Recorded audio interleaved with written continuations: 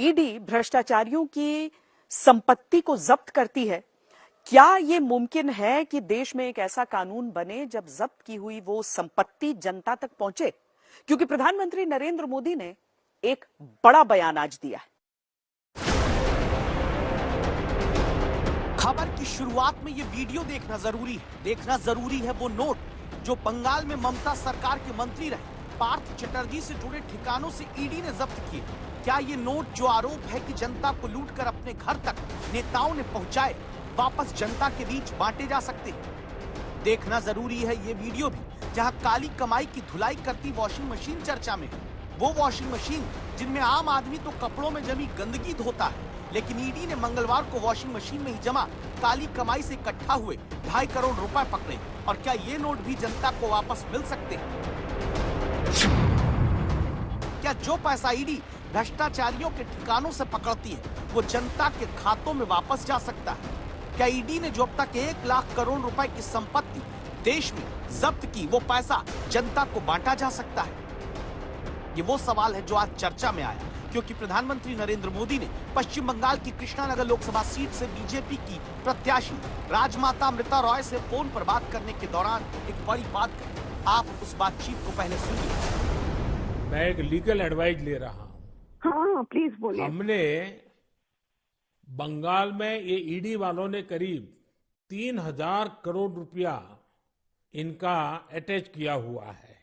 अब ये पैसा गरीब आदमी का पैसा है। किसी ने शिक्षक होने के लिए पैसा दिया, किसी ने क्लार्क होने के लिए पैसा दिया।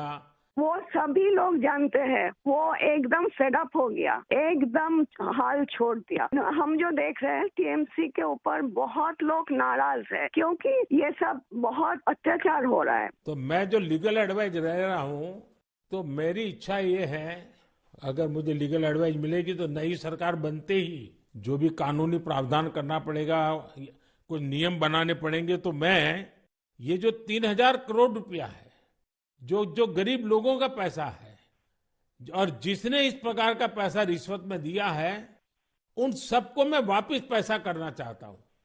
तो आप पब्लिक में जरूर बताइए कि मोदी जी से मेरी फोन पर बात हुई है और उन्होंने कहा है कि बंगाल के लोग विश्वास करें कि जो 3,000 करोड़ रुपया ईडी ने अटैच किया हुआ है, वो 3,000 करोड़ रुपया गरीबों का पैसा है बंगाल के, और वो उनको वापस देने के लिए कोई न कोई रास्ता मैं खोजूंगा। ये जरूर बताइए आप लोगों को। हम बोलेंगे। प्रधानमंत्री अभी पश्चिम बंगाल में गरीबों से लूटे गए उन 3,000 करोड़ रुपए को वापस जनता तक पहुंचाने के लिए कानूनी विकल्पों को तलाशने की बात कर रहे हैं, जो ईडी ने पकड़ा। लेकिन इस बयान के आते ही राजनीति तेज होती है। বহিষ্কারের পরেও তাকে দল প্রার্থী করেছে, কারণ সে সবচেয়ে জনপ্রিয় প্রার্থী কৃষ্ণনগরে এবং সে জিতবেই। তার জন্য তার বিপক্ষে যাকে প্রার্থী করিয়েছে দলের পক্ষ থেকে বিজেপি, তার সঙ্গে দলের সর্বোচ্চ ব্যক্তির কথোপকথন, কিন্তু এই করে মহুয়াকে হারানো যাবে না। যখন নির্বাচন প্রচার শুরু হয়ে গেছে সেই সময় ইডি তাকে দিল্লি ডাকছে কেন? কলকাতায় ইডির অফিস নেই?